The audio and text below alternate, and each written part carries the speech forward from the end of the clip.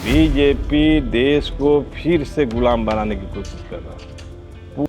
आपने अभी देखा कि किस तरह से मध्य प्रदेश के अंदर माने रोड पर जिस तरह से इनके नेता माने रंगलेरिया मना रहे हैं, किस तरह से घटिया ये लोग हरकत कर रहे हैं सब जगह। आज के हमारे मेहमान हैं अरुण सिंह जी। ये कराकट विधानसभा क्षेत्र के विधायक हैं और सबसे पहले तो हम इनका स्वागत करते हैं। आपका बहुत बहुत स्वागत है और हमारी टीम की तरफ से हम आपके बहुत ही आभारी हैं कि आपने थोड़ा हमें समय निकाल कर ये इंटरव्यू, ये पॉडकास्ट कंडक्ट करने का मौका दिया। तो सबसे पहले हमारा ये प्रश्न रहेगा कि आपके व्यक्तिगत जीवन से थोड़ा जुड़ा हुआ कि आपकी पारिवारिक पृष्ठभूमि और सामाजिक राजनीति ने कैसे आपको राजनीति में आने के लिए इन्फ्लुएंस किया। सबसे पहले तो आपको और आपके चैनल के दर्शकों को हमारे तरफ से शुक्रिया, धन्यवाद। हमारी प्रारंभिक जीवन की शुरुआत पढ़ाई लिखाई से लेकर अपने गांव नहीं हुई है। हमारे मामा का गांव था, तो वहीं से हम अपने पढ़ाई लिखाई की शुरुआत की। और उस समय उस इलाके में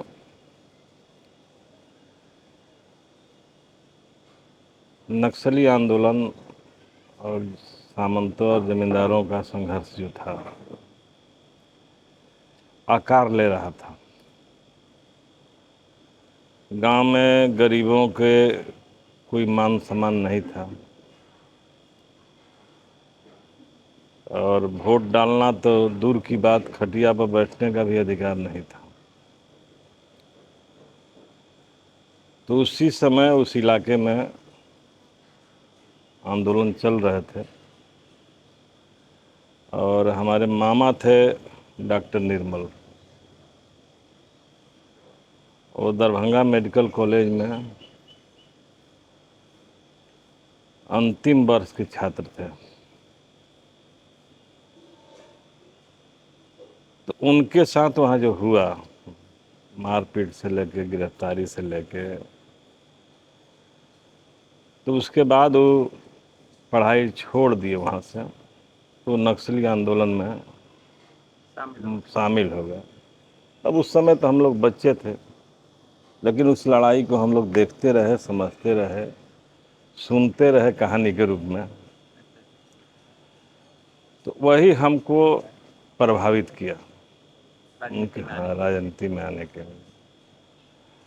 तो इस पार्टी में आने का प्रारंभिक पृष्ठभूमि वही है।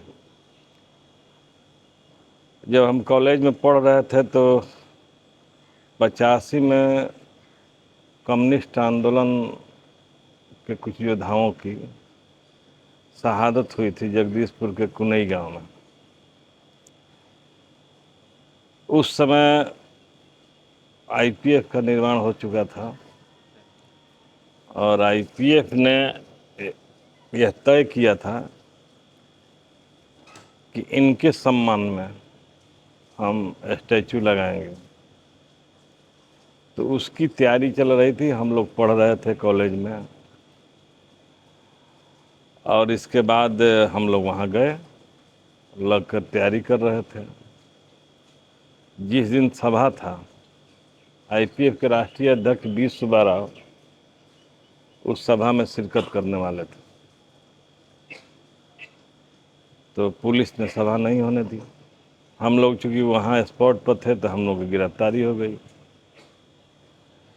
और भागलपुर सेंट्रल कैंप जेल, माने सेंट्रल जेल है, उसके बगल में कैंप जेल। उस समय इंदिरा गांधी के जो हत्यारे थे उसी कैंप जेल में बंद थे। उसी कैंप जेल में हम लोग को भी वहाँ ले गए। जेल भी जाना पड़ा। हाँ, जेल में जाना पड़ा। आने के बाद माने कमज़ोर हम नहीं हुए वैचारिक रूप से, बल्कि और भी मजबूती से इस संघर्ष को आगे बढ़ाने के लिए हम लोग लगे रहे। और वही एक काल था जिसमें पढ़ाई से थोड़ा और रुचि पैदा हुई और पॉलिटिकल जीवन ही सामने रहा, तो वही है। अच्छा, आपने 10वीं 1993 में उत्तीर्ण किया है, ऐसा कई जगह लिखा हुआ है, और ऐसा भी लिखा हुआ है कि मतलब आपने 10वीं तक ही पढ़ाई की। आपने भी बताया कि आप कॉलेज भी गए हैं। ना ना, कहे ना कि रिजल्ट जो हम हमारा है तो 10वीं तक का है। कॉलेज में भी हम लोग पढ़े, कॉलेज में पढ़े लेकिन ड्रॉप आउट हो हम गए, ड्रॉप, हाँ ड्रॉप मैंने परीक्षा नहीं दे पाए हम। परीक्षा नहीं दे पाए। उसी समय जेल वाला प्रक्रिया था। अच्छा, तो कितने दिन तक आपको जेल में रहना पड़ा था? तो करीब 1 महीना। 1 महीना रहना पड़ा था। अच्छा, ये बताइए कि जैसे आपने सीपीआई ज्वाइन किया, लगभग आप 2005 दो बार विधायक बने, है ना? 2010-15 में आप आपकी हार हुई, और फिर 2020 में जो है आप वापस चुने गए। ना, 2010 में हम हारे, 2010 2015 में भी हारे, और फिर 2020 में हम जीते। 2020 में विधायक। तो ये जैसे उसमें मतलब आप विधायक थे, फिर एक टर्म आपकी हार हुई, तो उसके पीछे क्या वजह रहा? देखिए, हम 2000 फर्स्ट बार चुनाव लड़े थे 2020 में, 2000 में। 2000 में। तो 2000 में लड़े तो हम फर्स्ट बार ही अटेम्प्ट में जीत हासिल की। हाँ। 2005 में 2 चुनाव हुआ, फरवरी का चुनाव और नवंबर का चुनाव, नवंबर। तो दोनों चुनाव जीते। 2010 में परसिमन चेंज हो गया, तो हमारे क्षेत्र का भी भौगोलिक स्थिति बदल गया। नए वोटर्स जुड़ गए, जो हाँ पुराने हटे ना, थे। नए इलाके जुट गए। नए इलाके, हाँ, वही नए हाँ, वोटर्स, नए वोटर्स भी कर सकते हैं उसको। तो वह चीज़ मैंने कही कि हमारे हार का मुख्य कारण है। क्योंकि आप कह रहे हैं कि भाई आपकी छोटी पार्टी है, हाँ, तो बात सही है। हमको वोट जो मिलता है, कोई समीकरण का वोट हमको ज़्यादा प्रभावित नहीं करता। जैसे जदयू का समीकरण है, बीजेपी का समीकरण है, आरजेडी का समीकरण है, तो ऐसा समीकरण हमारे पार्टी को प्रभावित बहुत नहीं कर सकता। आप नहीं कह सकते कि कोई जाति समूह माले के साथ 100% है, हाँ, ये आप नहीं कह सकते हैं।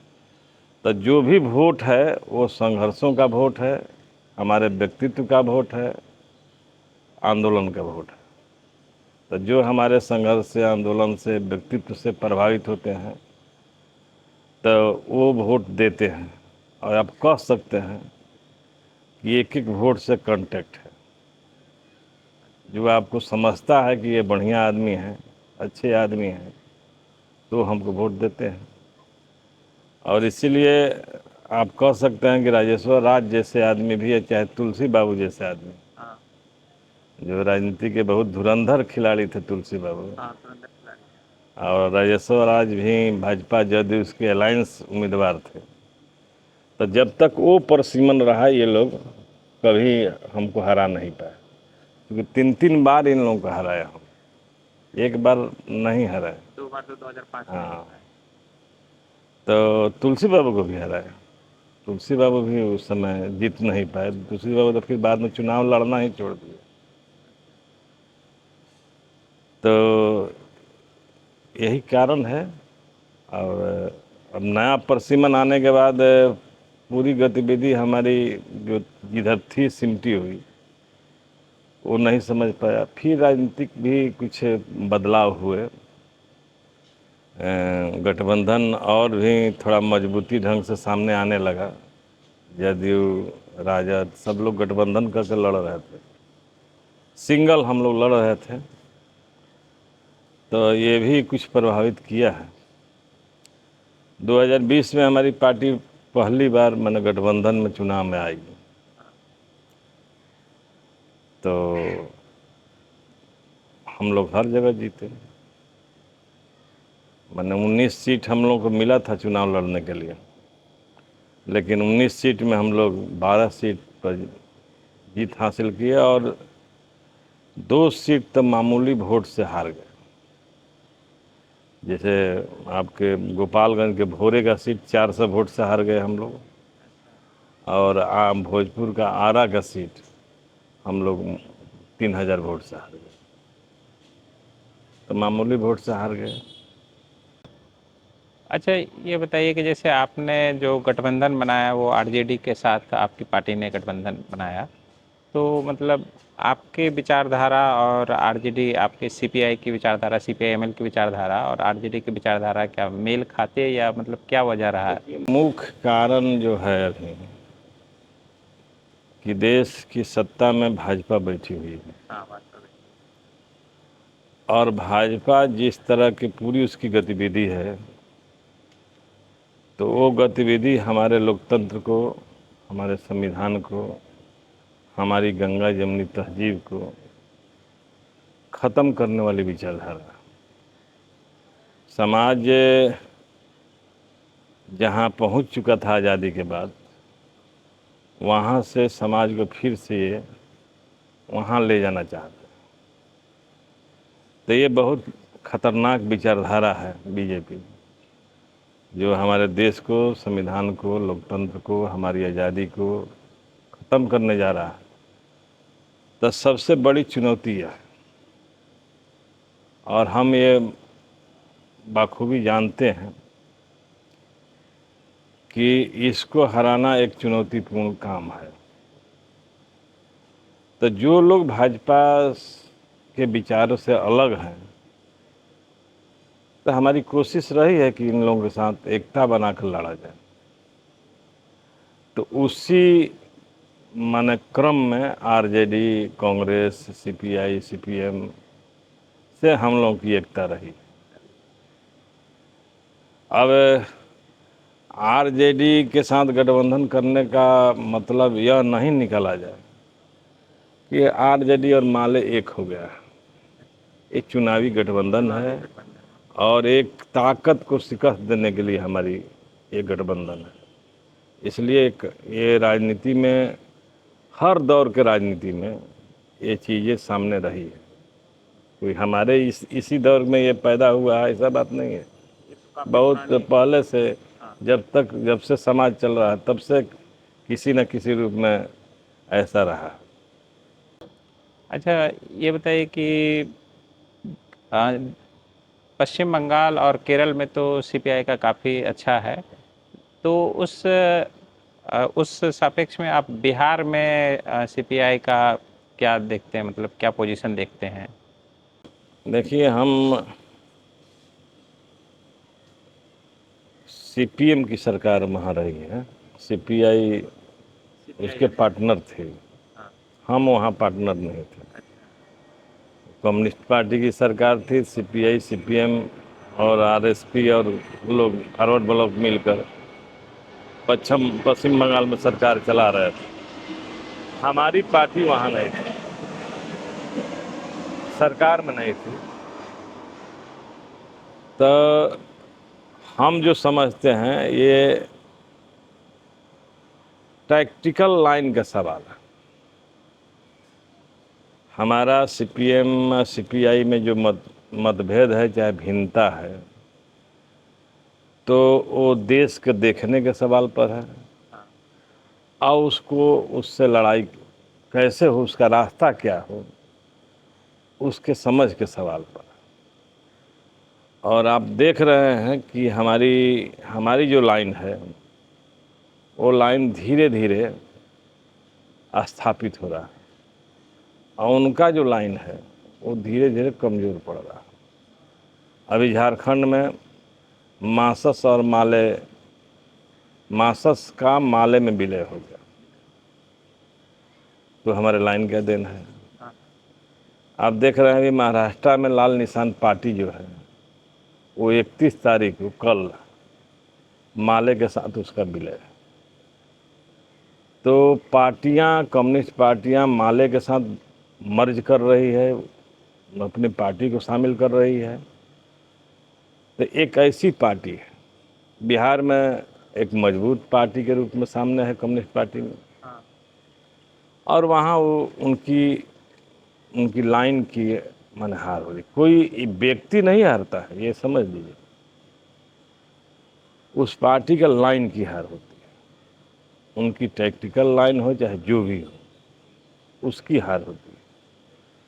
तो मैं समझ रहा हूँ कि सीपीआई या सीपीएम के अपने इस समझ को ठीक करना होगा। जैसे वो मानते हैं कि देश में फांसीवादी नहीं आया, हम लोग मानते हैं कि देश में फांसीवाद है, तो ये लाइन का सवाल है। वो मानते हैं कि एक नंबर का दुश्मन ममता बनर्जी है, हम समझते हैं कि एक नंबर का दुश्मन भाजपा है। ये कुछ लाइन का डिफरेंस है, लेकिन बिहार में हम लोग दोनों आदमी साथ साथ हैं और इस गठबंधन में हैं, लड़ रहे हैं। उनके साथ जो हमारी वैचारिक लड़ाई है, वो लड़ाई चल रही है। अभी कम्युनिस्ट पार्टी के 100 साल हुए, तो सीपीआई का ही 100 साल है। हमारी पार्टी तो अभी उतना दिन भी नहीं पूरा कर पाई, तो हम लोग 100 साल मनाए। हम अपने को वहीं से पैदा हुआ समझते हैं। तो ये लड़ाई वैचारिक चल रही है और उनके विचार को भी ठीक करने का, समझाने के हमारे ऊपर जबरदस्ती है। और एक स्तर तक आप देखेंगे तो ट्रेड यूनियन मोर्चे पर, यूथ मोर्चे पर, छात्र मोर्चे पर, छात्र संगठन के मोर्चे पर ये एक तरह से गठबंधन भी दिखाई देता है। अभी 9 तारीख को पूरे देश के माने ट्रेड यूनियनों का संयुक्त आम हड़ताल है, तो उसमें सीपीआई सीपीएम माले सब है और पार्टियां भी सब है, उन्हें सपोर्ट कर रही है बाहर से। तो यही हम समझते हैं, ये सवाल विचारधारा का है, कोई निजी मामला नहीं है। अगर निजी मामला कोई पद प्रतिष्ठा का मामला होता है तो ऐसा भी बात नहीं।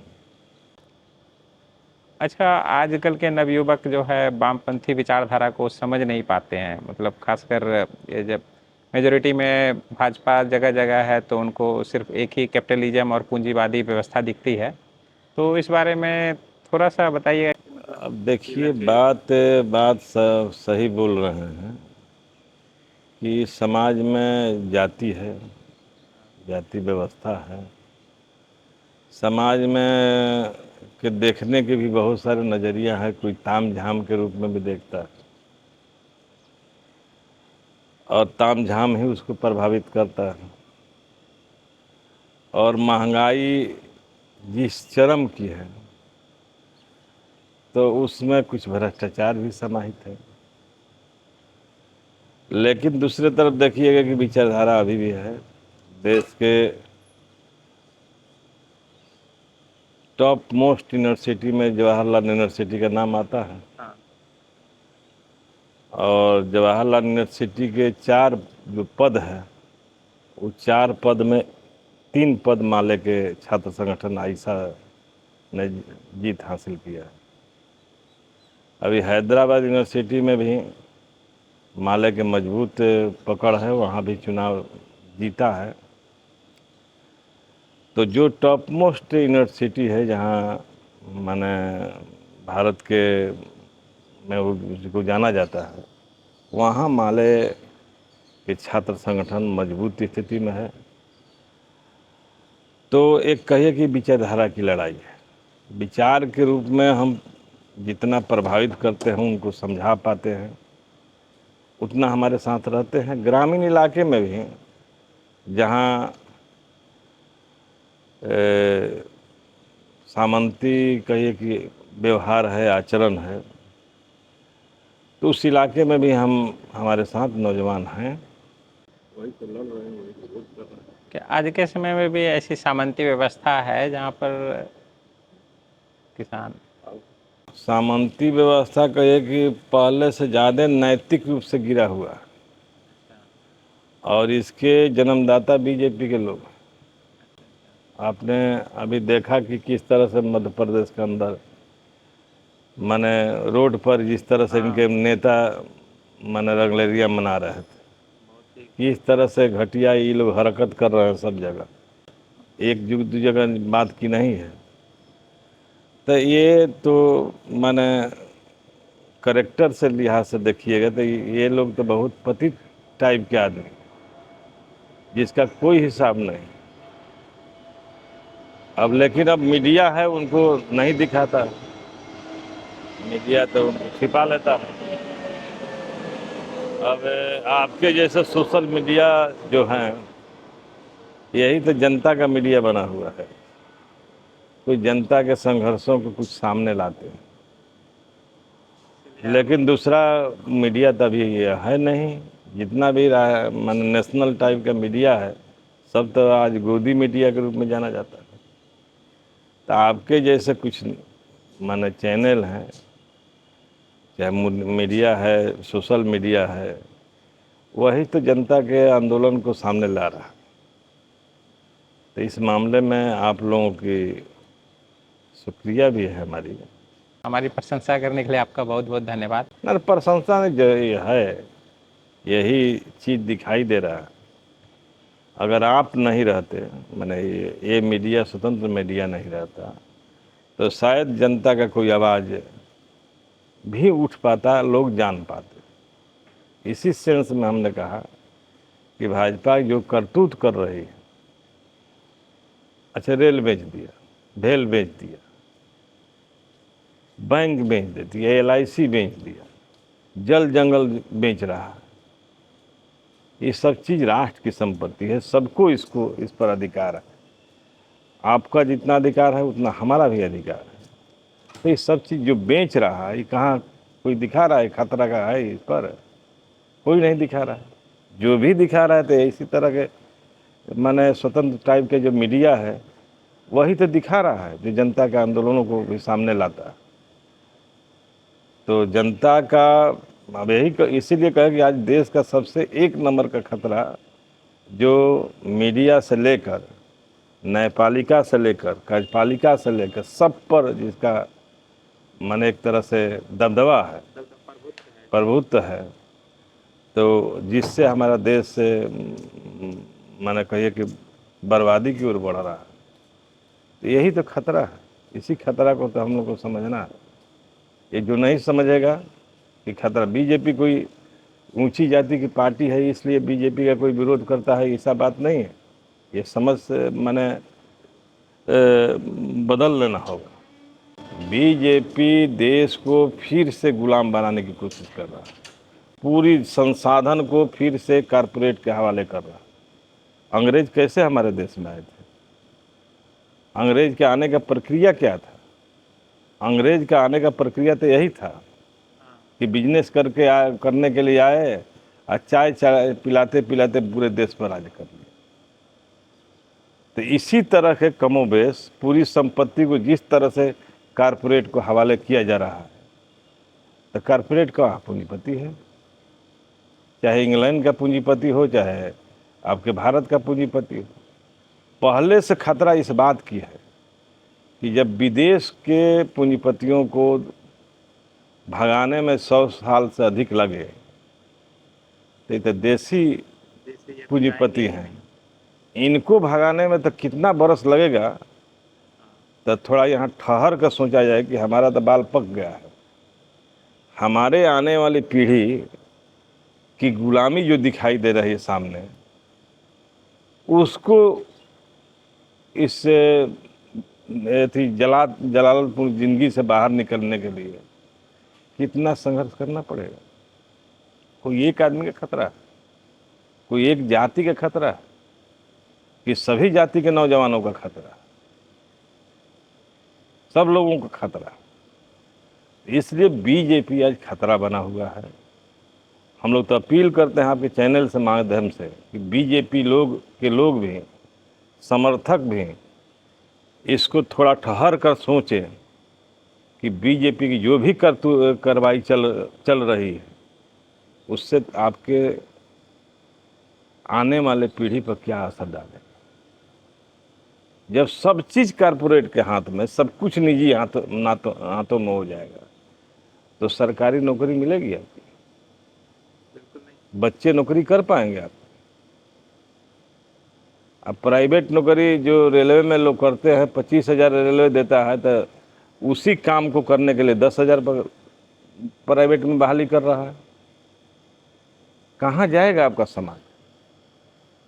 इसलिए कह रहे हैं कि बीजेपी के लोग भी थोड़ा ठहर कर सोचे कि बीजेपी जो कर रही है, आने वाले पीढ़ी पर हमारा क्या असर पड़ेगा। इसके बाद कर रहे हैं, करिए, इससे कोई लेना देना नहीं है। लेकिन फिर भी देश से अगर बर्बाद होगा तो दर्द तो सबको होगा। यही बात है। अच्छा, अभी अभी हमारी इकोनॉमी जो है 4.3 ट्रिलियन डॉलर की हो गई और हमने जापान की अर्थव्यवस्था को पीछे कर दिया है।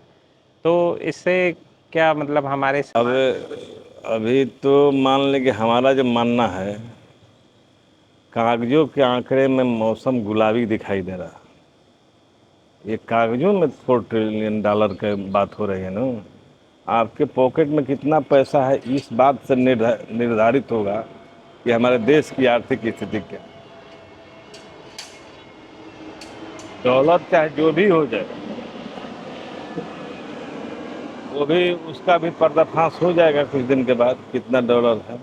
लेकिन हम तो समझ रहे हैं कि देश की जनता के पॉकेट में पैसा नहीं है।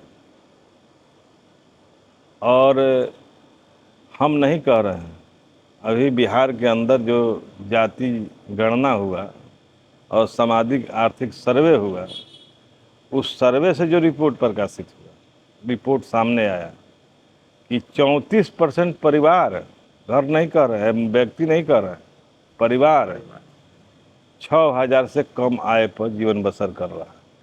एक साल का न महीना में। आप इसको थोड़ा ठहर के हिसाब बैठा लिया जाए तो 200 रुपये प्रति दिन होता है। कितना हो कम का चाय अगर मिलेगा, अगर एक कप भी आप पीते हैं तो 5 रुपये से कम का नहीं होगा। चाहे घर पर बनाकर पीजिए, चाहे मार्केट में जाकर पीजिए। तो 25 रुपये, 5 आदमी का परिवार है, 25 रुपये होगा। कितना हो कम माने रेट का खाना खाइएगा तो 25-30 रुपये से कम तो नहीं पड़ेगा। एक तरीके से कहा जाए कि परिवार का सिर्फ खाने पे ही इतना 200 रुपया, 200 रुपया से ज़्यादा खाने पर ही खर्च हो जाता है। अब पढ़ाई लिखाई, शिक्षा, दवा बीरो, कपड़ा, ये सब चीज़ वो आदमी कैसे जीता होगा।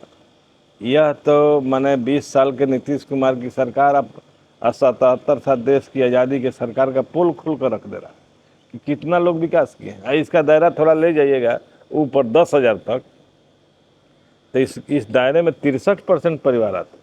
63%। 63%, आधी से अधिक परिवार आते हैं। तो बिहार की पूरी आबादी का जो आर्थिक स्थिति है, आप कह रहे हैं कि 4 ट्रिलियन डॉलर हो गया। इस अंतर्विरोध को किस रूप में देखिए, ये कैसा अंतर्विरोध है? ये समाज को माने किस रूप में सोचने के लिए बाध्य करता है? तो ये टोटल लोग झूठ बोल रहे हैं। मैं समझता हूँ कि आदमी विकास इस लिहाज से तय होना चाहिए कि आदमी अपने जीवन जीने के लिए उसकी स्थिति क्या है। तो पैसा तो है मुकेश अंबानी के पास। कोरोना में सबकी आमदनी घट रही थी, तो मुकेश अंबानी की 14 गुना बढ़ गया। तो पैसा तो कुछ आदमी के पास है, ऐसा कोई इनकार नहीं करता। लेकिन सवाल यह कि विकास को किस रूप में देखते हैं, यही सोचने की पड़ता। अगर मोदी जी विकास को मुकेश अंबानी के रूप में देखते हैं तो उनका अलग समझदारी है। हम विकास को जनता के लिहाज से, इसीलिए तो हम लोग कहते हैं कि जन कल्याणकारी राज व्यवस्था है हमारी। यहाँ जो भी कानून बनेंगे जनता को सेंटर में रख कर कानून बनाया जाता है। लेकिन आज जनता के सेंटर में रख कर कानून नहीं बनते, वो बड़े कारपोरेटों के हित में रख के कानून बनाए जाते हैं। 3 कृषि कानून का भी वही स्थिति देखिए। अभी श्रम कोड में जो बदलाव आया हुआ, 44 श्रम कोड को 4 श्रम कोड में बदल दिया गया, मजदूरों के अधिकार को कटौती कर दिया गया है। तो ये कटौती क्यों कर रहे हैं, किसके लिए कर रहे हैं? इन्हीं कारपोरेट घरानों के रक्षा में आप कटौती कर रहे हैं। तो जो सरकार कानून बना रही है वो कानून किसी खास आदमी को सेंटर करके बने। अभी क्रिमिनल माने प्रावधान में भी बदलाव किए गए CRPC में। तो बदलाव किसके लिए कर रहे हैं? जनता का अधिकार है अपनी बात को रखने का, रोड पर उतरने का।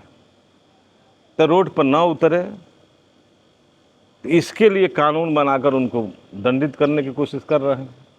तो ये सब जो चीज़ें हो रही हैं देश के अंदर आज, वो कुछ आदमी को सेंटर करके हो रही है, आम जनता को सेंटर करके नहीं हो रही। इसके पहले कानून बने थे मनरेगा जैसे कानून, RTI लोग लगाते हैं वो कानून, फिर मान ली कि महिलाओं को बहुत सारे सुविधा देने के कानून, आपको PDF की जैसे सिस्टम को लागू करने के लिए। तो ये जनता, जो हमारी जनता है उसको सेंटर करके कानून बन रहे थे कि हमारे यहाँ बेरोजगारी है, पलायन है, तो मनरेगा जैसा स्कीम को लाएगा। हमारे यहाँ खाने की समस्या है तो उनके लिए PDF के माध्यम से खाने की व्यवस्था किया जाए। ये सब कानून बने हुए थे हमारे देश में जनता के ख्याल में रखकर। आज जो मोदी की सरकार है वो कानून बना रही है माने मोदी थी पूंजीपति के ख्याल में रखकर। तो ये अंतर है। हम लोग लड़ रहे हैं तो इसी बात की लड़ाई लड़ रहे हैं।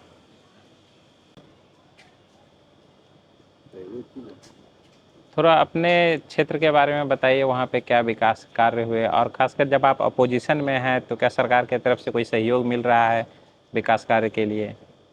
देखिए, हम लोग तो अपोजिशन की ही राजनीति करते हैं। सत्ता में भी 17 महीना हम लोग रहे, तो उस समय भी अपोजिशन के माने रूप में काम कर रहे थे। और सत्ता जब मिली थी तो हम लोगों को भी हिस्सा के बतौर 3 सीट मंत्रिमंडल का मिल रहा था।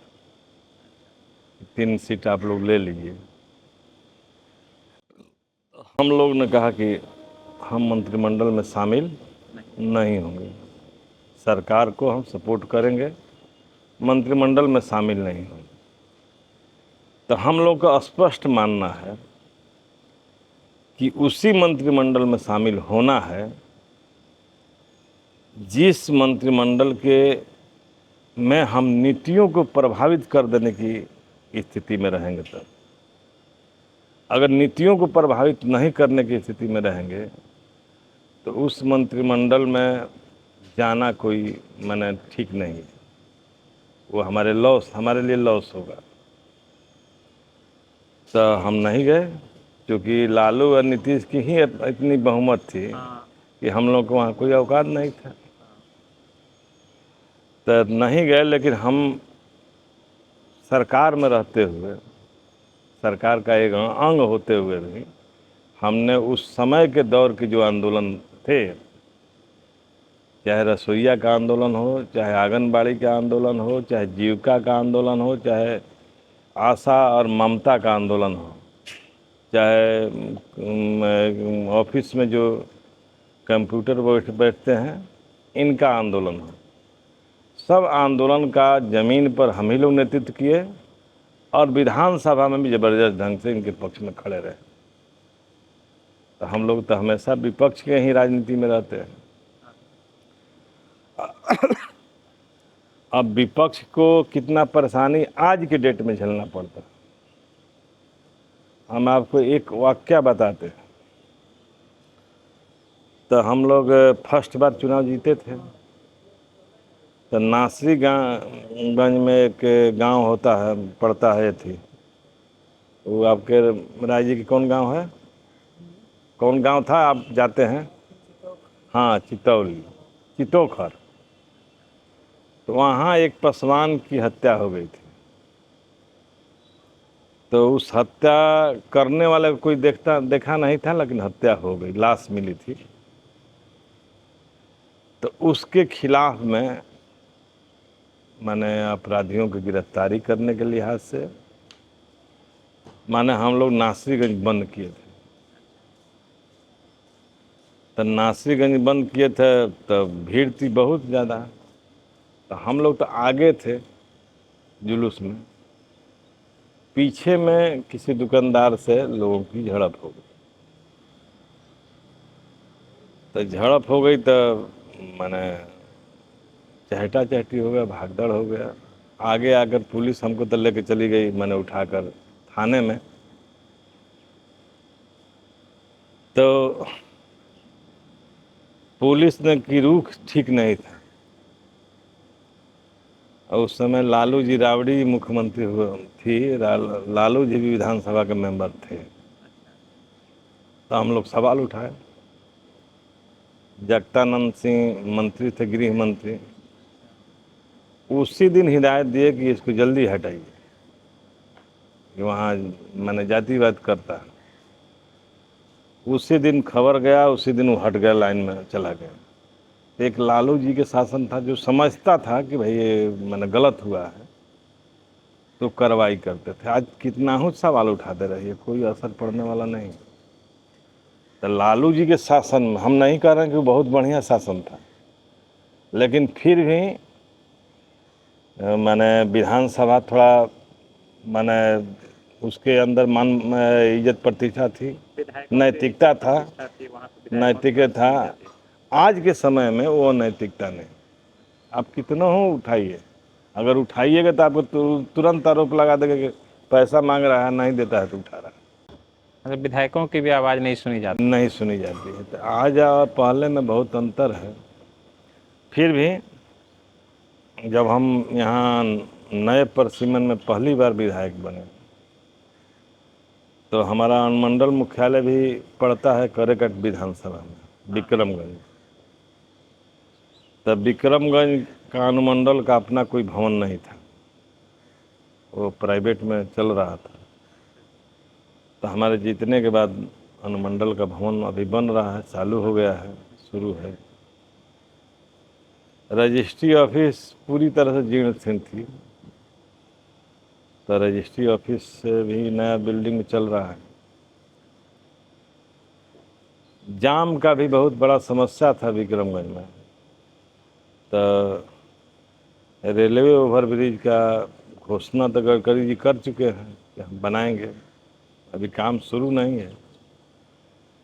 और नितिन नवीन जो हैं अभी पथ निर्माण मंत्री,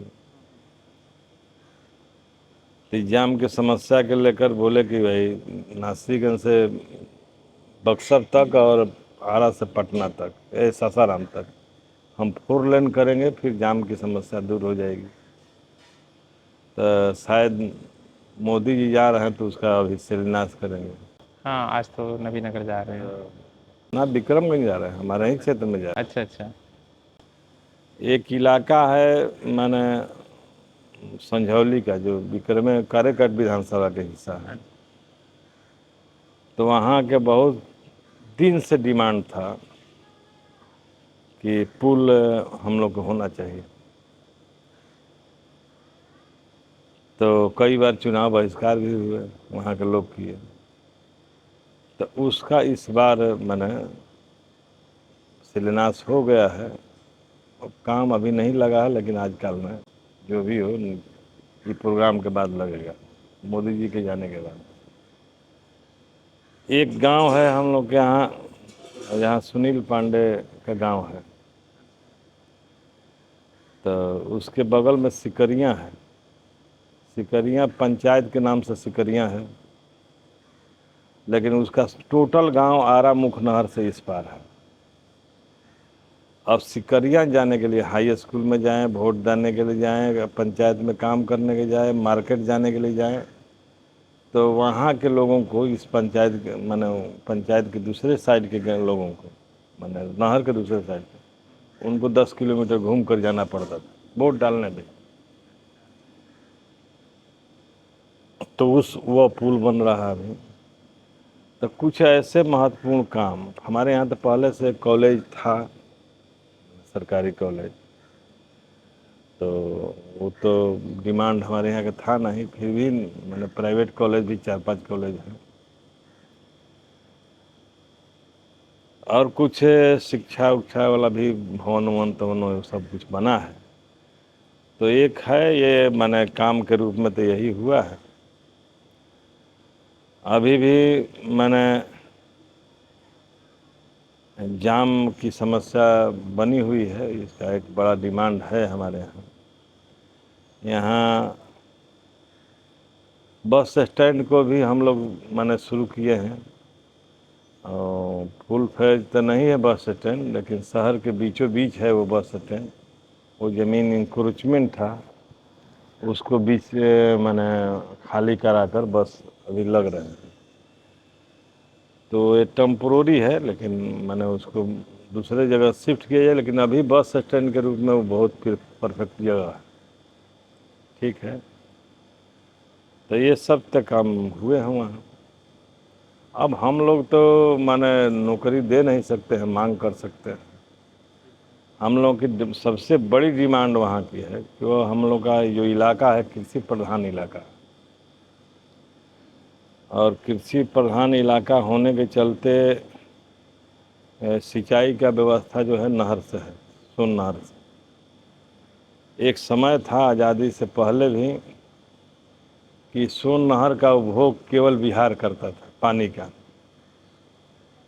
आज़ादी के बाद इस सोन नहर का उपयोग मध्य प्रदेश और उत्तर प्रदेश दोनों करने लगा। अब पानी का संकट रहता है जिस दौर में, तो वो पानी मान लीजिए कि मैंने उत्तर प्रदेश और मध्य प्रदेश ही वहाँ चला जाता है। हमारे यहाँ पानी का छोड़न आता है, छोड़न समझते हैं ना, जो बचता है वो पानी आता है। बांध बना हुआ है। अब उससे हमारे यहाँ की नहर पानी नहीं दे पाती। तो एक डिमांड बहुत पहले से 90 से ही, जब जगन्नाथ मिश्रा की सरकार थी यहाँ बिहार में, उसी समय मटिहानी एक जगह है नौहट्टा ब्लॉक में, रोहतास जिला का, वहाँ पर जाकर शिलान्यास किए थे। 90 में सरकार बदल गई, लालू जी आ गए सत्ता में। तब से ये डिमांड है कि कदमन जलाशय का निर्माण किया जाए। तो कदमन जलाशय का निर्माण नहीं होगा तो ये 8 जिला, जिसमें पटना का जिला भी है, अरवल का भी है, औरंगाबाद का है, इधर 4 जिला है, माने कैमूर, बक्सर, रोहतास और भोजपुर, और उधर एक गया। ये 8 जिला के ये पार्ट माने 42 से 1000 एकड़ जमीन बंजर हो जाएगी पानी के अभाव। तो हम लोग बराबर मांग कर रहे हैं कि कदमन में जलाशय का निर्माण करो। अभी मोदी जी आज आए हैं, इसके पहले हम लोग 27 तारीख को प्रेस कॉन्फ्रेंस किए कि ठीक है मोदी जी आ रहे हैं, उनकी स्वागत है, और मैं ये भी जानता हूँ कुछ योजनाओं का शिलान्यास उद्घाटन दोनों करेंगे। लेकिन बिहार शाहाबाद की ये धरती, पटना और इस सब की धरती पर पहले से जो आंदोलन के मांग थे, उसके बारे में भी प्रधानमंत्री कुछ बोले। बहुत पहले से डालमिया नगर उद्योग पूंज था, वो बहुत उपजाऊ, माने कहिए कि कारखाना के लिहाज से, खेती के लिहाज से सबसे समृद्ध जिला रोहतास जिला था। इतना समृद्ध जिला बिहार में कोई नहीं है। जहाँ डालमिया नगर उद्योग पूंज थे, पीपीसीएल कारखाना था, जहाँ सीमेंट उमेंट बनते हैं, और कई छोटे मोटे माने कारखाना थे, आज पूरी तरह से बंजर है, खेती भी चौपट हो गई। तो यहाँ सबसे पहले डिमांड है कदमन जलाशय का निर्माण करो, तो इस पर बारे में बोले। डालमिया नगर उद्योग पुंज तो बंद है, लेकिन प्रस्तावित रेल कारखाना बनना है वहाँ पर, तो इसकी घोषणा करें। और नीचे तक टेल लेन तक नहरों की पानी पहुंचाया जाए, ये जो बड़ा डिमांड है। फिर एपीएमसी एक्ट जो नीतीश कुमार 2006 में ख़त्म कर दिए, जो मार्केटिंग थी हमारी, जहां हम लोग किसान लोग धान चावल बेचते थे, उसको ख़त्म कर दिया, उसको फिर से चालू करें। तो ये कुछ मांगे हैं, हम लोग सुनना चाहते हैं भोजपुर शाहबाद की जनता, कि आप इस संबंध में कुछ बातें कहें, क्योंकि जनता तो इस सवाल को लेकर लड़ रही है। तो ये बात हम लोग उठाए हैं अपने माध्यम से, धरना के माध्यम से, प्रेस कॉन्फ्रेंस के माध्यम से, ये सारी चीज़ें हम लोग, ये हमारे यहाँ अगर हो जाए, कदवन जलाशय का निर्माण हो जाए, तो हम समझते हैं कि बिहार की सरकार को बहुत सोचने की ज़रूरत नहीं है उस इलाके में। अपने बलबूते वहाँ अपनी स्थिति सुदृढ़ कर लेंगे लोग, मजबूत कर लेंगे, जो किसी परिस्थिति से को झेल सकते हैं। केवल वह जिला नहीं, शाहबाद के जिला नहीं हम कह रहे हैं जहाँ सोन नहर है, पूरे बिहार और झारखंड की जनता को 7 साल अगर लगातार सुखाड़ पड़ जाए, तभी बैठा कर खिला देने की ताकत वो इलाका रखता है। तो इतने समृद्ध चीज़ को की घोषणा हम चाहते हैं, और जो चीज़ जनता मांग कर रही है, तो उस पर आप सोच नहीं करें। जो जनता नहीं मांग कर रही है, उसी को ताबड़तोड़ कह रहे हैं कि ये विकास के लिए हो रहा है। क्योंकि ग्रीन एक्सप्रेसवे जो रोड है, जो वहाँ हवाई अड्डा, सुअरा हवाई अड्डा से पटना तक आएगी, तो पटना जिला हो चाहे रोहतास जिला हो, ये सारे इलाका, भोजपुर जिला हो, सबसे उपजाऊ ज़मीन जा रहा है, सबसे उपज वाली ज़मीन ले रहे हैं। इस रेंज में माने सोन के या गंगा के पार्ट में 4 बड़े रोड है, एक्सप्रेसवे हैं, 4 लेन है। तो फिर एक नई रेल माने बनाने, सड़क बनाने की क्या ज़रूरत है? ये सड़क ग्रीन एक्सप्रेसवे जो बनेगा, वो ज़मीन से दूर माने 10 फीट 20 फीट ऊंचा होकर जाएगा, जिसमें गांव के लोग भी उपभोग नहीं कर सकते। कहीं कहीं पर गांव चढ़ने के लिए माने रोड बनेंगे, लेकिन गांव का लोग का उसमें कोई माने सुविधा नहीं है। गांव के किनारे रोड रहता है तो आदमी दुकान खोल कर चाय बेचता है, कुछ घर बनाकर किराया पर दे देता है, तो कोई ढाबा बना दिया, तो रोजगार के भी व्यवस्था होते हैं, लेकिन उसमें रोजगार भी नहीं है कहीं। तो आप बना रहे हैं, ये उस इलाके की जनता की डिमांड भी नहीं था, जिसको आप दे रहे हैं। भारतमाला परियोजना लखनऊ से कलकत्ता तक, अब देने के क्या पीछे कारण है?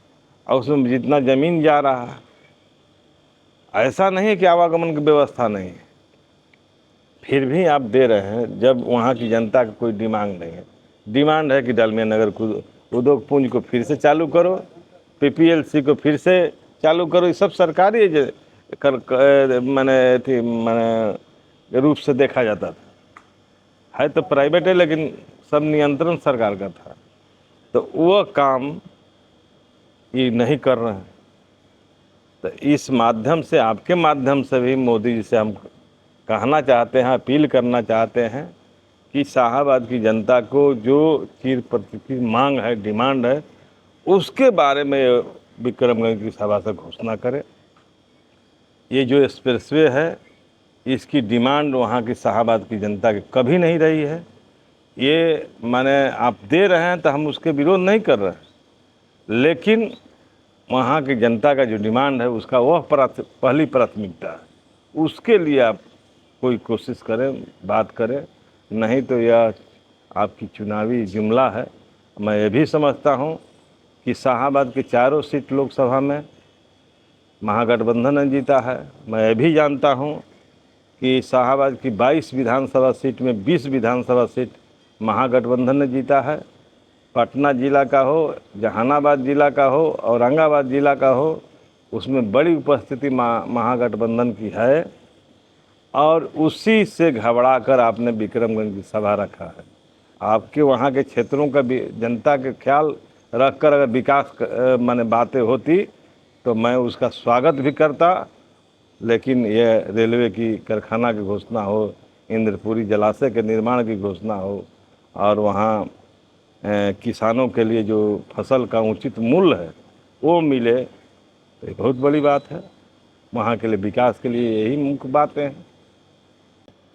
अच्छा, आपने बताया कि एक्सप्रेसवे बनाने की घोषणा हुई है और उसके लिए ज़मीन लिया जा रहा है। तो मेरा प्रश्न ये है कि जो अभी प्रेजेंट में जो एनएच है या स्टेट हाईवे है तो उसकी स्थिति क्या है? मतलब अरे बहुत बढ़िया बढ़िया रोड है। बढ़िया रोड। बक्सर से लेकर पटना आता है, ये पूरी तरह से 4 लेन है।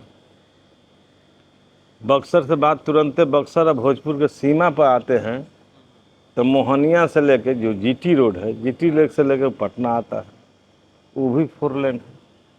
फिर एक 4 लेन बना रहे हैं सासाराम से पटना, जिसका निर्माण आप कर रहे हैं।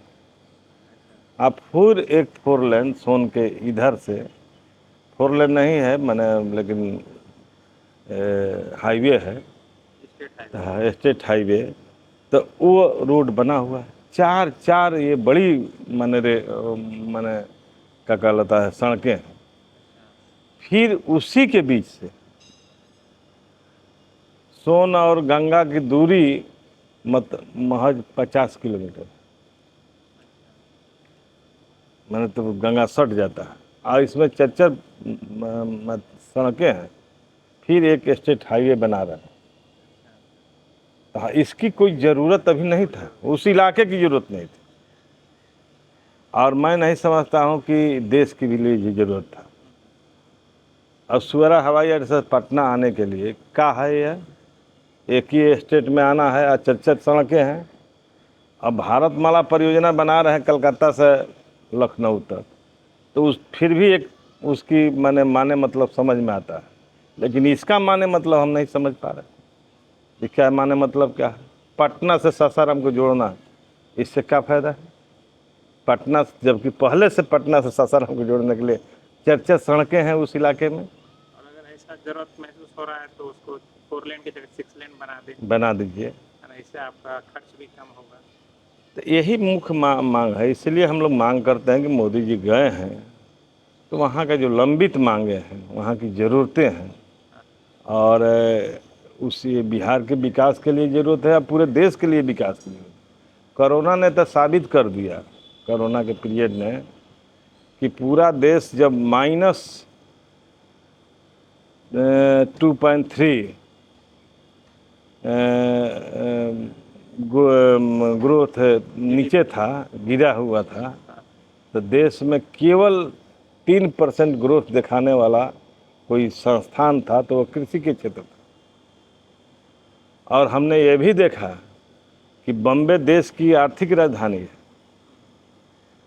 आपके परिवार से कोई बम्बे चला जाता है तो परिवार के लोग थोड़ा माने सम्मान पूर्वक नाम लेते हैं कि लड़का है वो बम्बे रहता है, काम करता है। तो इस तरह के सम्मान था। लेकिन बम्बे रहने वाले लोग भी कोरोना पीरियड में गाड़ी का इंतज़ार नहीं किए, पैदल वहाँ से चले गए अपने गांव, क्योंकि वहाँ भोजन की भी व्यवस्था नहीं था, तभी तो चले आए। भोजन अगर सुरक्षित रहती तो वहीं रहते हो, तो वहाँ भोजन की भी व्यवस्था नहीं था। और घर पर आए तो ये सोच कर आए कि चलिए माड़ भात की कम से कम कराएं। तो यह है स्थिति मैंने कृषि का। इतना विश्वास है कृषि पर, लेकिन इस कृषि को भी आज नरेंद्र मोदी की सरकार अंबानी अडानी को देने जा रहे हैं। इसीलिए तो 13 महीना तक दिल्ली के बॉर्डर पर आंदोलन, दूसरा कोई कारण थोड़ा था। उसको पीछे हटे और फिर नई कृषि विपणन नीति के नाम पर फिर से किसानों के ऊपर बड़े हमले हो रहे हैं। तो कारपोरेट लोगों के नज़र में ये बहुत बढ़िया से घुसा हुआ है कि हो सकता है कि आने वाले दिन में मारुति की कारखाना हमारी बंद हो जाए। लेकिन कृषि ही एक ऐसा क्षेत्र है जो कभी बंद होने वाला नहीं है, और इसीलिए कारपोरेटों का बड़ी नज़र इस कृषि पर है कि कृषि को अपने कब्जे में कैसे करें। और हमारे लिए भी ये बड़ी बात है कि अगर कृषि हमारे हाथ से चली जाए तो हमारे सामने वह स्थिति हो जाएगी कि हम तो आदमी के रूप में रहेंगे, लेकिन हमारे आदमी के रूप में हमारे शरीर में खून नहीं रहेगा। जिसको जो जो मन करेगा वो हमसे करवाएगा, तो हमारी पूरी ज़िंदगी बेकार हो जाएगी। और इसलिए कृषि को हम किसान छोड़ना नहीं चाहिए। कृषि किसानों के हाथ में रहे, कभी भी कारपोरेट को कृषि को नहीं सौंपने देना। इसके लिए विदेश में लिए लड़ाई होगी। ये हम लोग के सामने सबसे प्रमुख सवाल है। ये देश के लिए भी है, राज्य के लिए भी, और हमारे क्षेत्र के लिए भी। तो ये काम हम लोग को करना है। विधानसभा के जो मंच है उस मंच से भी हम लोग उठा रहे हैं, और जो सड़कें हैं उस सड़क पर भी इस सवाल को उठा रहे हैं, और सरकार को बाध्य कर रहे हैं कि इस सवाल पर बोलें। तो इनका जो गुब्बारा अब लेकर गए थे, तो हम लोगों ने थोड़ा छेद करने का वहाँ काम किया कि यह काम कीजिए। अगर ये काम नहीं करते हैं तो बकवास बंद कीजिए, जुमलेबाजी बंद कीजिए, तब कहिए कि चुनाव के लिए हम आए। सरकार का अरबों रुपया पैसा खर्च करके जो वहाँ प्रोग्राम कर रहे हैं, चुनावी प्रोग्राम, यह हम होने नहीं देंगे। हम विरोध नहीं कर रहे हैं, लेकिन माने अब पॉलिटिकल आप रूप से आपको सफल होने नहीं देंगे। अच्छा, अभी साल 2025 में चुनाव होने वाला है, तो इसमें अगर आपकी पार्टी के सहयोग से आरजेडी की सरकार बनती है और आपको एक महत्वपूर्ण भूमिका अदा करने का मौका मिलता है, तो आप बिहार में किस प्रकार से आपकी पार्टी माले किस प्रकार से विकास कार्य को आगे बढ़ाएगी, इसके बारे में कुछ बताएंगे? देखिए, अगर सरकार में हम लोग मंत्रिमंडल में शामिल होते हैं तो कोई ऐसा नहीं अलजबरा है जो हम लोग लड़ रहे हैं। हम तो चाहेंगे कि राज्य के विकास के लिए जो भी कानून बने तो उसके सेंटर में जनता रहे। अगर शिक्षा के विकास के लिए अगर कोई भी कानून बने तो उसके सेंटर में छात्र रहे। स्वास्थ्य के विकास के लिए अगर कोई कानून बने तो उसके लिए सेंटर में रोगी रहे, मरीज रहे, हमारे बिहार रहे। तो मैं देश के विकास के लिए जो भी कानून बनेंगे देश के, हमारे राज्य के अंदर, तो हम कोशिश हमारी यही रहेगी, सरकार को हम यहाँ पर बाध्य करेंगे कि कोई भी कानून बनाइए तो वो सेंटर में जनता को रखिए। यहाँ से शुरू करेंगे हम। अब फिर आगे कैसे डेवलप किया जाए, कहाँ किया जाए, वो तो काम सिखाता है। लेकिन किसी भी डेवलपमेंट की बात होगी तो उसमें देश और राज्य प्रधान रहे। अच्छा, अब आखिरी प्रश्न ये है कि आप हमारे देश के नवयुवक जो और बिहार के जो नवयुवक हैं, तो उनको जैसे माले का एक अपना विचारधारा है, वामपंथी विचारधारा है, बहुत सारे नवयुवक तो मतलब आज भी नहीं जानते हैं, उसके बारे में आपने ऑलरेडी बताया।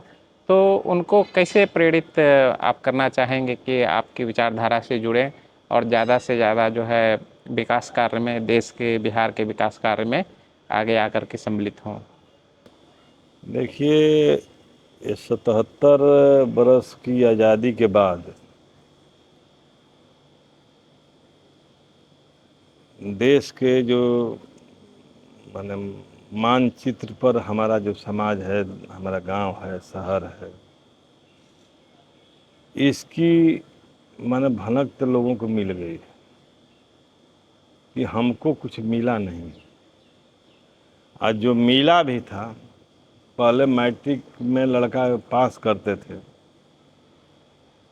तो नौकरी के लिए वो इनको दर दर की ठोकरें नहीं खानी पड़ती, नौकरी मिल जाती थी। जो बीए एमए लोग पास करते थे तो उनकी तो गारंटी हो जाती थी नौकरी के लिए। तो ये स्थिति था पहले, तो उस स्थिति को भी लोग महसूस करते हैं और आज भी वो महसूस कर रहे हैं कि ये स्थिति क्या है। तो चीज़ें कुछ तो माने ज्ञान को डेवलप होने से समझ में आती है और कुछ चीज़ें व्यवहार से लोग समझते हैं। तो मैं समझता हूँ कि दोनों का लेवल जो है एक जगह आकर सोचने के लिए बात हो गया कि हमको बदलना है। आज जब रोजगार के सवाल पर कोई बातें होती है तो उसको ज़्यादा लोग उससे प्रभावित होते हैं और ज़्यादा लोग उसके पक्ष में झुकाव रखते हैं। एक समय था कि हिंदू मुस्लिम करके कुछ लोग राजनीति में आना चाहे, लेकिन वो सीमाएं आज समाप्त हो गई, उसका कहीं क्रेज नहीं। पुलवामा हुआ और आज पहलगाम हुआ है। तो दोनों की स्थिति में अगर देखिएगा, दोनों चुनाव के समय ही हुए थे, तो उस समय जो सेंटिमेंट जगा था, आज जो सेंटिमेंट जग रहा है।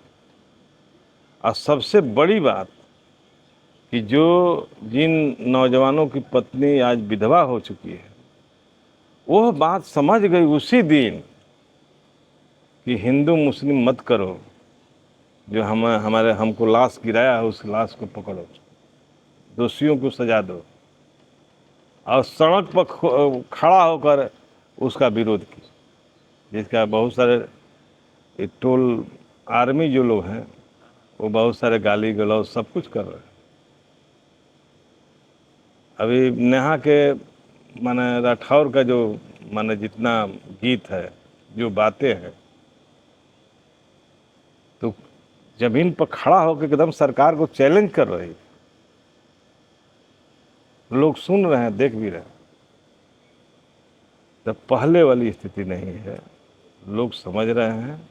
तब हम सब कहे कि भाई दो परिस्थिति, एक ज्ञान के डेवलप करके लोग की चेतनाएं बनती है और कोई माने जमीन पर व्यवहार के जरिए तय करके उनकी चेतना बढ़ती। दो ही माने काल है, समय है जिसमें चेतना का विकास होता है।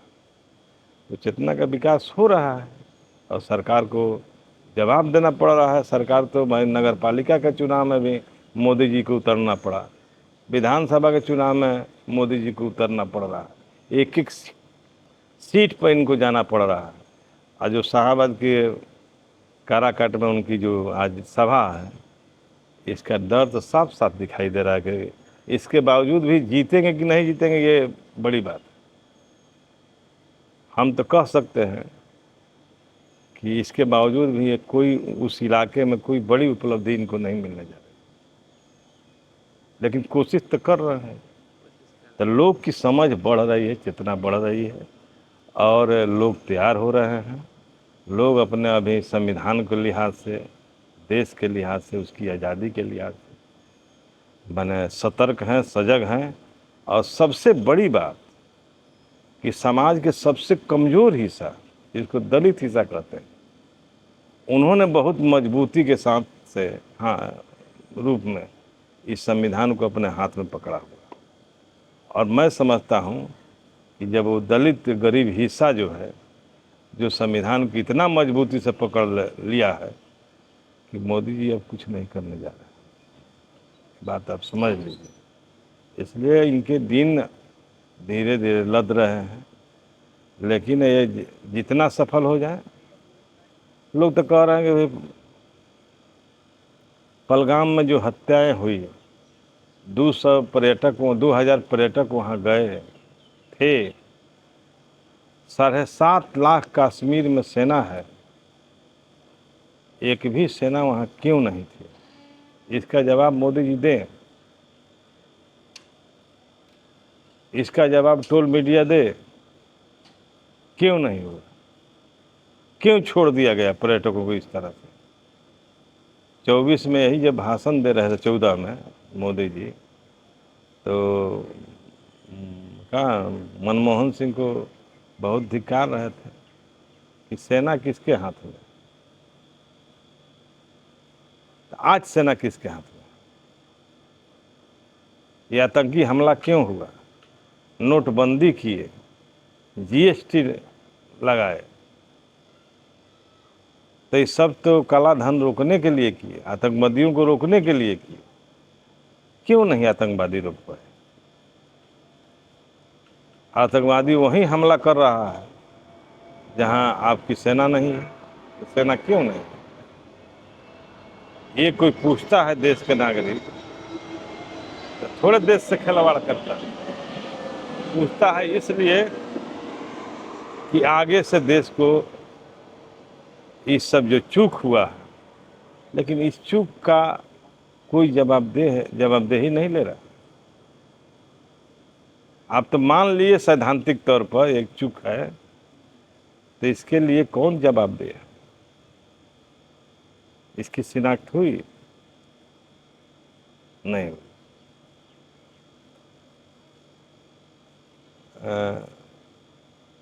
पुलवामा में आप कह रहे हैं कि इतना आरडीएक्स था, आरडीएक्स वजन आपने कर लिया, लेकिन आतंकवादी कहाँ से आए इसका कुछ आप नहीं कर पाए। आज तक वो जांच का खुलासा नहीं हुआ, देश की जनता नहीं जान रही है कैसे हुआ।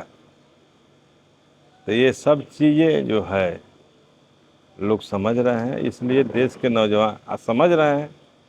इतना अब माने वक्फ बोर्ड जैसे कानून लाए, 370 जैसे धाराएं आपने हटाया, एक सीख ही लाए। हाँ, लोग जानते हैं कि बीजेपी क्या करना चाहती है और इसलिए बीजेपी से सतर्क रहना चाहते हैं,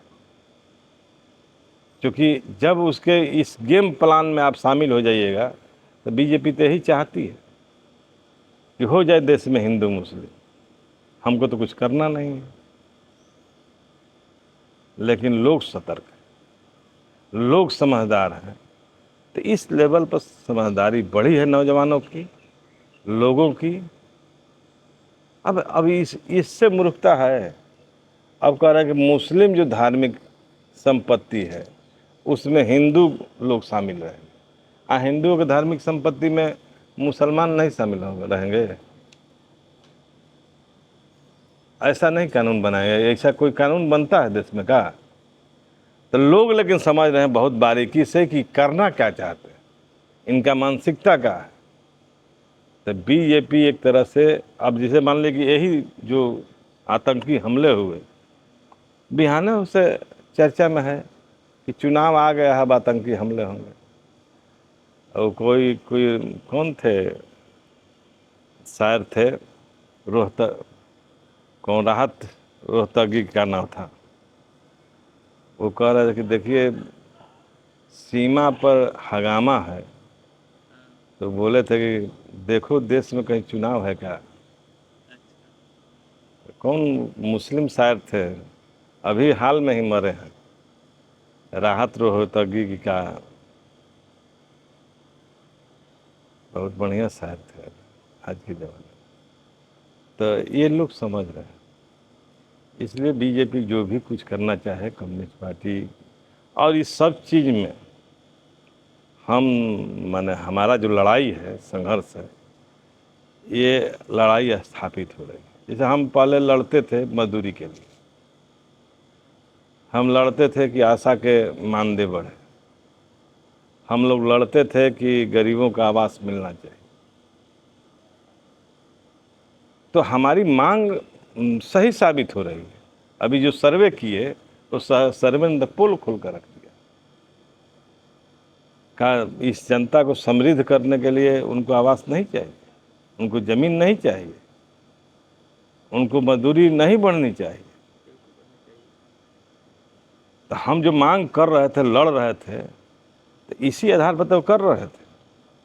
जो कभी हमारे मांग को लोग मजाक के रूप में देखते थे कि सब लोग का यही काम है, देश में लड़ाई लगवाना, समाज में विभाजन पैदा करना। लेकिन देश को, समाज को, जो समाज सबसे पिछड़ा है उसको आदमी लायक बनाना, ये हमारा काम है। इसीलिए तो हम लड़ रहे थे। आज वो प्रमाणित हो रहा है, लोग बात हो रहे हैं। लेकिन अब दिशा अलग हो गया है। जो सत्ता में बैठे, बिहार की सत्ता में हो चाहे केंद्र के सत्ता में हो, ये सत्ता में रहने वाले लोग एक तरह से कहिए कि माने अमीर पक्षीय हो गए हैं। दिशा बदल गई है, दिशा प्रो पीपुल्स नहीं है। तो इसी राजनीति को बदलना है, प्रो पीपुल करना है, यहाँ से हटना है।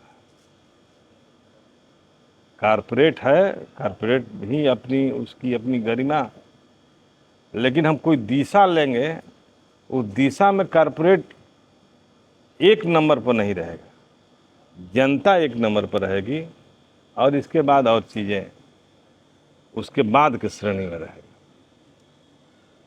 तो हम तो यही समझते हैं कि देश को इसी दिशा में आगे ले चला जाएगा। सरकार में हो, आज चाहे नौजवानों को भी हम लोग समझाने की कोशिश कर रहे हैं कि आप सोचो। अब कब सोचोगे? आपके सब चीज़ लूटा जा रहा है, अब कब सोचोगे? पढ़ाई तो मान लें जिसके बाप के पास पैसे हैं उसी का लड़का पढ़ेगा, उस शिक्षा तो वही लेगा। आपकी बाप की स्थिति माने बीए एमए की डिग्री भी साधारण लेने की स्थिति में नहीं है, क्योंकि बीए एमए की डिग्री भी अब 10 लाख रुपया लगेगा तब मिलेगा। जिस तरह के पढ़ाई का सब सिस्टम बनता चला जा रहा है, बड़ा है। तो अब तो गरीब के तो भाई वो खाने का समस्या, उसका कपड़ा पहनने का समस्या, लड़का कहाँ से पढ़ेगा? तो अब पढ़ने की स्थिति उसी के पास रहेगी जिसके बाप के पास पैसा। यहाँ से तय होगा। आप समझिए देश की स्थिति कहाँ जा रही है। हम लोग समझ क्या था, घरे माँ माड़ भात बनाती थी या दौड़ कर बस धरते थे और कॉलेज जाते थे। आज वो स्थिति है, आप ही समझिए है स्थिति वो तो हम बिल्कुल बदल गई है। बदल गई है। और उस समय गरीबी का आलम में था। हम लोग को याद है कि 5 रुपया बगली में रहता था ना, तो 10 दिन हम लोग आराम से घूमते थे।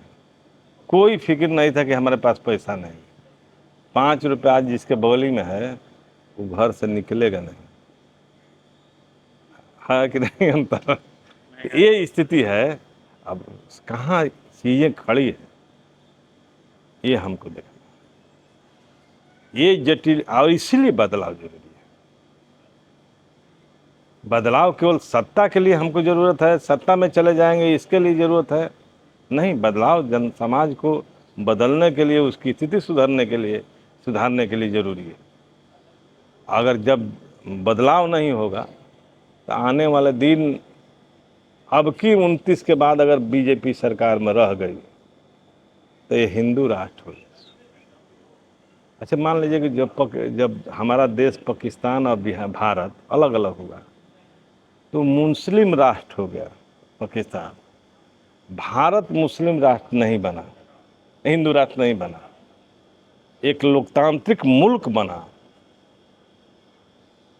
केवल मुसलमान नहीं, देश के सब सारे लोगों ने कहा कि ना हम लोकतांत्रिक रहने देंगे। तभी तो सबसे भारत दुनिया में सबसे बड़ा लोकतंत्र देश कहा जाता है भारत। अब तुम कह रहे हो कि फिर हिंदू राष्ट्र बनाएंगे। आज़ादी की लड़ाई में जो अंग्रेजों के साथ मुखबिरी किया वो कह रहा है कि हिंदू राष्ट्र बनाएंगे। ये सोचने वाली बात है कि नहीं? सोचिएगा, कब सोचिएगा इसमें? जब यही सही था। आज भारत से कई गुना गरीब है कि नहीं है पाकिस्तान, है ना? तो हिंदू राष्ट्र मुस्लिम राष्ट्र बना के तो देख लिया क्या हुआ। अब तुम गरीब बना रहे हो भारत को, तुम्हारी नीतियां गरीब बना रही भारत को, पूंजी को किसी एक मुट्ठी में सिकुड़ता जा रहा है भारत, और तुम्हारे चलते हो रहा है। जब तक एकजुट नहीं रहेंगे विकास। यही मामला, यही बात को हम लोग को समझना है। और नौजवान समझ रहे हैं, देश की जनता भी समझ रही है और देश की पूरी जनता एक मूड बना चुकी है। अब तो इनका भरोसा मात्र है चुनाव आयोग पर, सीबीआई पर, ईडी पर, एकमात्र भरोसा। वोट पर इनको भरोसा नहीं रह गया। लेकिन चीज़ें जब सर से ऊपर बहने लगती है तो आज सुप्रीम कोर्ट क्या डिसीजन दे रहा है? कोई आदमी तो पैदा होगा जो सुप्रीम कोर्ट के गरिमा को बचा कर रखे। डिसीजन दे रहा है, छटपटा रहे हैं। आगे क्या होगा? कोई तो ईडी में ऐसा कोई अफसर आ जाएगा जिसकी अपनी जमीर होगी, जब इनके झांसे में नहीं। अब एक ही केस को, चारा घोटाला को कई एंगल से आप दबा रहे हैं, सामने ला रहे हैं। कभी जांच चल रही है, कभी री जांच चल रहा है, कभी का चल रहा है। भाई एक ही केस है, चारा घोटाला। तो एक बार उसका मैंने बेल मिल गया तो फिर उसको जेल में ढालना है तो फिर से री सुपरविजन। देश के कानून के साथ खिलवाड़ नहीं हो रहा है तो क्या हो रहा है बताइए आप। हम नहीं कह रहे कि गलत आदमी को सजा नहीं मिलना चाहिए, लेकिन एक ही आदमी को बार बार प्रताड़ित कर रहे हैं तो उसको क्या कहेंगे? 200 करोड़ बिहार में पैसा घर से पकड़ाया, कोई जानता है? आज तक जान रहा है? एक दिन पेपर में आया, इसके बाद सब कुछ खत्म। आगे क्या हुआ कार्रवाई किसी को पता नहीं। यही है कुछ बातें। माने हम लोग तो समझ रहे हैं कि भाई हम लोग आशावादी हैं और ये समझते हैं कि ये जो भी हम कर रहे हैं ये हमारी कोई मन की चाहत नहीं है, ये जनता की ज़रूरत है। और जनता एक दिन अपनी ज़रूरत को पूरा करने के लिए समझेगी, एकताबद्ध होगी और ज़रूर बदलाव होगा। यही तो सृष्टि का नियम है, चलता है इसी तरह से, चलता रहेगा। अब हो सकता है कि हमारी आने वाली पीढ़ी इस संघर्ष को करे, लेकिन बदलाव होगा, ऐसा हम लोग का विश्वास। देश में आज़ादी भी मिली तो 100 साल से ऊपर लगे, तो कोई भी बदलाव कोई तुरंते थोड़े होने वाला है। तो आपका बहुत बहुत धन्यवाद इस पॉडकास्ट और इंटरव्यू का हमें अवसर देने के लिए। और हम आशा करते हैं कि देश के जो नवयुवक हैं, जो बिहार के नवयुवक हैं, वो एक बार वामपंथी विचारधारा को समझेंगे, सोचेंगे और जुड़ने का प्रयास करेंगे। धन्यवाद।